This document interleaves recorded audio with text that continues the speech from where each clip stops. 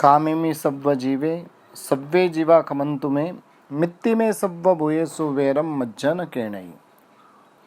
इस श्लोक के अंदर वंदित्व सूत्र के अंदर बहुत सुंदर बात बताई है।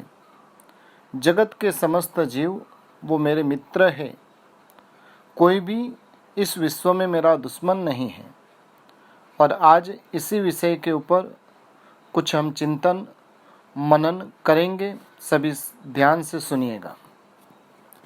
एक नगर में रामलीला की नाट्य मंडली आई। उसमें राम और रावण की एक्टिंग इतनी जीवंत थी कि लोग आफरीन पुकार उठे। कलाकार भी गजब थे, स्टेज पर उनका लोहा मानना पड़ता। रामलीला पूरी हुई और घूमता फिरता एक प्रेक्षक स्टेज के पीछे पहुंचा। स्टेज पर खूंखार जंग खेलने वाले पास बैठकर चाय पी रहे थे। हंसी मजाक के साथ जोर जोर से हास्य कर रहे थे। गप्पों का दौर चल रहा था। यह देख वह पूछ बैठा, कमाल है यार, अभी 10 मिनट भी पूरे नहीं हुए हैं, तुम एक दूसरे की बोटी बोटी काट कर कुत्ते को खिलाने पर उतारू थे और अब मानो कुछ हुआ ही नहीं। मस्ती से हंसते खेलते हो, तो आखिर सत्य क्या है? तुम दोनों मित्र हो या शत्रु? बोले प्रेक्षक के प्रश्न ने उनके मुंह पर मुस्कान फैला दी। तुम भी कैसे बोधू हो यार, इतना भी नहीं समझे? हम दोनों के बीच में जो शत्रुता का व्यवहार था वह तो सिर्फ रामलीला के 3 घंटे तक ही मर्यादित है। आगे पीछे 21 घंटे तो हम जिगर जान दोस्त हैं, साथ साथ घूमते हैं, खाते हैं, पीते हैं और मौज मजा करते हैं। इन 3 घंटों की शत्रुता में भी कोई दम नहीं है, क्योंकि वह दिखावटी है, असलियत उसमें कुछ भी नहीं है। मैनेजर ने इसको राम का पार्ट दिया है और मुझे रावण का। यह तो सिर्फ एक्टिंग है और कुछ नहीं। हम दोनों तो परम मित्र हैं। उस बोले प्रेक्षक को तो पता चल गया, पर 4-5 अरब समझदार इंसानों के बीच में जीने वाला यह इंसान समझ नहीं पाया। किम आश्चर्यम अतः परम, नग्न सत्य है ये।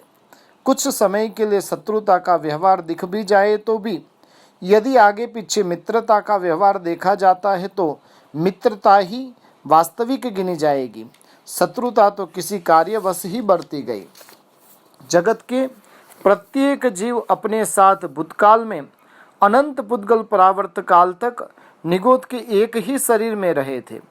खाते भी साथ साथ, जीते भी साथ साथ और श्वासोश्वास भी साथ साथ लेते थे।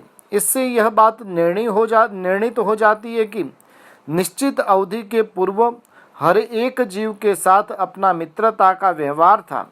भविष्य में सिद्ध गति में पहुँचते ही अनंत पुद्गल परावर्त काल तक उन जीवों के साथ ही साथ रहने वाले हैं।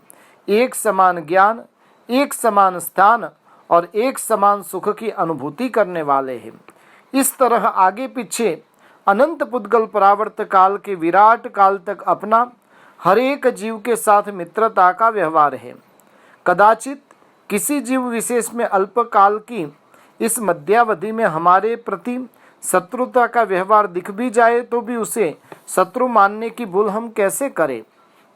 इसीलिए ही सभी तारक तीर्थंकर भगवंत हमें उद्देश्य कर बुलंदी से कहते हैं, सर्वे ते प्रिय बांधवाः न रिपुरिह कोपी। हे पुण्यात्मन, संसार के प्राणी मात्र तेरे बंधु है, शत्रु कोई भी नहीं है। आगे पीछे की यह निगोद अवस्था और सिद्ध अवस्था का विराट काल ही नहीं, मध्यावधि जो व्यवहार राशि का काल है, उसमें भी उन जीवों के साथ हमारा अनंती बार स्नेह संबंध हो चुका है। आज जिसे हम जानी दुश्मन मान रहे हैं, वही जीव कभी कभार हमारा दिलोजान मित्र भी बन चुका है। वही जीव कभी वात्सल्यपूर्ण पिता तो कभी ममतामयी माँ, कभी स्नेहालु भाई तो कभी प्रेम युक्त बहन, कभी प्राण से भी प्रिय पत्नी तो कभी विनीत पुत्र भी बन चुका है। ऐसे संसार में एक भी संबंध नहीं है जो हमारा उस जीव से स्थापित न हुआ है। अरे, कोष में दिए गए रिश्तेदार का ऐसा एक भी शब्द नहीं है जिससे हमने उसे न बुलाया हो या उसने हमें न बुलाया हो। अर्थात जो आज हमारे पथ में कांटे बिखेर रहे हैं, वही आदमी कई बार फूल भी बिखेर चुका है। जिस व्यक्ति को देखकर आज हमारे अंग अंग में आग लगी है, उसी ने हमें चंदन की शीतलता भी पहुंचाई है। जो व्यक्ति आज हमें कांटों की तरह चुभ रहा है, फूटी आंखों से न भाता है, उसकी उपस्थिति अखरती है, वही व्यक्ति हमें सुहाना था। उसके लिए हमने अपनी जान गंवाई थी। उसने हमारे लिए नहीं, अनेक बार कुर्बानी दी थी। जिस बाघिन ने सुकोसल मुनि का लहू घटाकर पिया, क्या उसी ने अपना अमृत तुल्य दूध पूर्व भव में सुकोसल को नहीं पिलाया था? जिस बाघिन ने सुकोसल मुनि की देह को चबेना की तरह चबा दी, क्या उसी ने अपनी गोद में उसका लालन पालन कर खिलाया पिलाया नहीं था? जो बाघिन आज सुकोसल मुनि के खून की प्यासी है, मारने पर उतारू है, उसी ने 9 महीने की वेदना सहकर उसे जन्म नहीं दिया था। अजीब बात है, आज जो लहू पी रहा है वही दूध पिलाने वाला हो सकता है, शरीर को खाने वाला, झुलाने वाला हो सकता है, प्राण देने वाला भी हो सकता है। सब कुछ संभव है इस दुनिया में। आज जूते मारकर भयंकर तिरस्कार करने वाला कल का फूलों की माला से बहुमान करता हो सकता है। आज मुझे जो बदमाश कह रहा है, हो सकता है कल उसी ने मुझे जेंटलमैन कहकर बुलाया हो। आज प्रहार कर रहा है, कल उसी ने मुझे गले लगाया था, प्यार दुलार किया था। आज संबंधों को बिगाड़ने वाला स्वजन कल संबंध प्रस्तुता था। आज धंधा फ्लॉप कर रहा है, पर उसी ने एक नहीं हजारों बार सुनहरी तकें हमें दी थी। लाखों का धन होया करने वाला कल का करोड़ों की तादाद में धनदाता कुबेर था। हम सामने वाले आदमी को आज जैसा है वैसा ही जीवन भर होगा यह सोचने लगते हैं, और यही हमारी बहुत बड़ी भूल है। जिसका आज खराब है, हो सकता है कल वही व्यक्ति अच्छा हो, लेकिन हमारी जो विचारधारा है उसे हमें परिवर्तित करनी होगी। चिंतन की धारा को सत्य से आप्लावित कीजिए। किसको पत्थर मारूं? कौन यहाँ पराया है? शीश महल में रहने वाला हर एक चेहरा अपना सा लगता है। नग्न सत्य हमारे सामने है।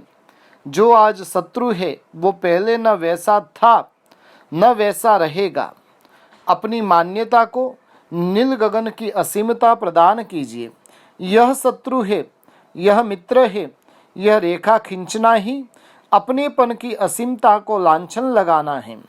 जिसकी विचारधारा सीमित है, जिसकी विचारधारा संकीर्ण है, जिसने अपनेपन की परिधि उस अनंत तक बढ़ाई, वह महान है। उपर्युक्त तथ्यों से यह स्पष्ट हो चुका है कि व्यक्ति के अतीत में जाइए। आज क्या है, क्या कर रहा है, इस संकुचितता से परे हो जाइए। आज मुझे परेशान कर रहा है ना, इस बात को मारो गोली। अतीत में यही जिगरजान मित्र था, इस तथ्य को सामने रखिए। आधा गिलास खाली है, नहीं आधा गिलास भरा है। यह दृष्टि व्यक्ति को उल्लसित और प्रफुल्लित बनाएगी। जन्म देकर पालन पोषण किया, सुंदर संस्कारों का सिंचन किया, ऐसे माँ बाप किसी कर्मवश वृद्धावस्था में लकवा जैसी भयंकर रोग के शिकंजे में फंस भी जाए, खिलाने पिलाने की प्रॉब्लम बार बार विष्ठा से कपड़े बिस्तर भी बिगाड़ देते हैं, स्वभाव चिड़चिड़ा हो गया, इसलिए बारंबार चिखना चिल्लाना चालू ही हो, फिर भी सपूत किसको कहेंगे। इन सब कार्यकलापों को देखा अनदेखा, सुनी अनसुनी कर सेवा में प्रसन्न रहने वाले उसके सामने वर्तमान गौण हैं। अतीत के एक एक दृश्य जीवंत हो जाते हैं, उनके उपकार याद आते हैं। जो इंसान माँ बाप की वर्तमान दशा को आंखों के सामने तैरती रखता है, उसको लकवाग्रस्त माँ बाप फूटी आंख नहीं भाते हैं। वह कभी सेवा नहीं कर सकता। उपकारों से अरुण होने के सुअवसर को खोने वाला वह कपूत कहलाता है। इसी तरह वर्तमान में परेशान करने लोगों के पूर्वकृत उपकारों को याद कर उनके साथ सौजन्यपूर्ण व्यवहार रखने वाला ही सज्जन कहलाता है। मात्र वर्तमान को देखकर शत्रुता का व्यवहार करने वाला नहीं। इसीलिए हमें सोचना है कि जगत के सभी जीव वो मेरे मित्र के समान हैं। भूतकाल में वो मेरा मित्र था, भविष्य में वो मेरा मित्र बनने वाला है, और ऐसे समय में उससे मैं वैर का संबंध क्यों रखूं? जब जब हम वैर की अनुभूति करते हैं तब तब हम भयभीत रहते हैं। जैसे ही हमारे भीतर में मित्रता का भाव उत्पन्न होता है हम निर्भय बन जाते हैं। आइए इसी भावना को हम साकार अपने जीवन के अंदर करते हैं। भयभीत जीवन से निर्भय अभय बनने का हम प्रयास करें। यही मंगलमय भावना।